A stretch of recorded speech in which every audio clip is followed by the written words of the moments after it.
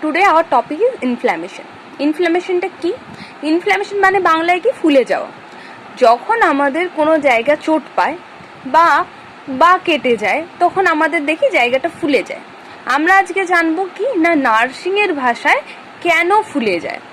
When there is injury to any part of the body, যখন বডির কোনো পার্টে ইনজুরি হয়, the arterioles in the surrounding tissues dilates, তখন কি হয় না আর্ট্রিওল আর পাশের যে পার্শ্ববর্তী যে কোষ কলাগুলো থাকে সেগুলো কি হয় ওয়াইডেন হয়ে যায়। This allows an increased blood flow in the area, ওই জায়গায় কি হয় তার ফলে ব্লিডিং হয়, আর ব্লিডিং হলে কি হবে রেডনেস হবে। আর কি হয় ভ্যাসোঅ্যাক্টিভ যে substances also increase the permeability মানে কি যে ছিদ্র বা রন্ধ্র যেগুলো আছে সেগুলোকে বাড়িয়ে দিচ্ছে of these arterioles, which allows blood cells, chemical mediators, blood proteins and fluid to accumulate in the area. যদি ওইখানের রন্ধ্রগুলো বড় হয়ে যায় তাহলে কি ওখান থেকে সব কিছুই আসতে পারবে।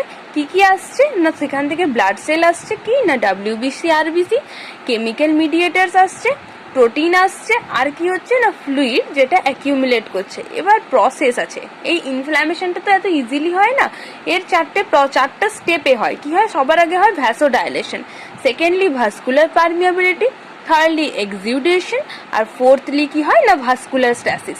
ফার্স্টলি কি হয় ভ্যাসোডাইলেশন কি না মেক গ্রেটার ব্লাড ফ্লো। ভ্যাসোডাইলেট মানে কি ওই যে বড় হয়ে গেল, তো ভ্যাসোডাইলেট হয়ে গেল, ওয়াইডেন হয়ে গেল মানে কি ওখানে বেশি ব্লাড ফ্লো হবে।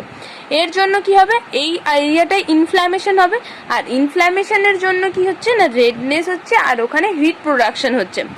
সেকেন্ডলি কি না vascular permeability, endothelial cell became leaky, কোনোভাবে এন্ডোথেলিয়াম সেলটা আঘাতপ্রাপ্ত হয়, ডাইরেক্ট সেল ইনজুরিও হতে পারে, আবার কেমিক্যাল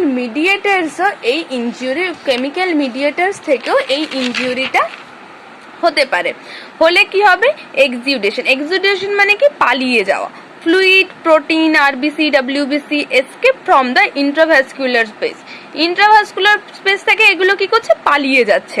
তার জন্য কি হচ্ছে না এক অসমোটিক প্রেসার বাড়ছে, দুই কি হচ্ছে না হাইড্রোস্ট্যাটিক প্রেসার বাড়ছে। এগুলো সম্পর্কে যদি না জানা থাকে তাহলে আমাকে নিশ্চয়ই কমেন্টে জানাতে পারো, আমি এগুলো নিয়েও একটা আলাদা ভিডিও বানাবো। ভাস্কুলার স্ট্যাটিস কি হচ্ছে এরপর ভাস্কুলার স্ট্যাটিসে কি হচ্ছে না ব্লাড স্ট্রিমটা স্লো হয়ে যাচ্ছে, যেহেতু ভ্যাসোডাইলেট হয়ে গেছে আর ব্লাড ওখান থেকে চলে যাচ্ছে, তাহলে যেই প্রেসারে ব্লাড স্ট্রিমটা চলছিল সেটাই আর চলছে না। Fluid exudation allows chemical mediators and inflammatory cells to collect and respond to the stimulation. আর এই সময় কি হচ্ছে না ফ্লুইড এক্সিউডেশন কি হচ্ছে যে ওই যে ফ্লুইড যে পালিয়ে যাচ্ছিল সেটা কি করছে না কেমিক্যাল মিডিয়েটার্স আর ইনফ্ল্যামেটরি সেলসদেরকে ওখানে কালেক্ট হয়ে স্টিমুলেশনের কাজ করতে সাহায্য করছে। এতটাই ছিল ইনফ্ল্যামেশন আর তার প্রসেস। যদি কোনো অসুবিধা হয় কমেন্টে অবশ্যই জানাবে। কোনো যদি টপিক মনে হয় যে এটা আমাদের অসুবিধা আছে সেটাও তোমরা জানাতে পারো, আমি অবশ্যই সেটা নিয়ে একটা ভিডিও বানাবো। Thank you.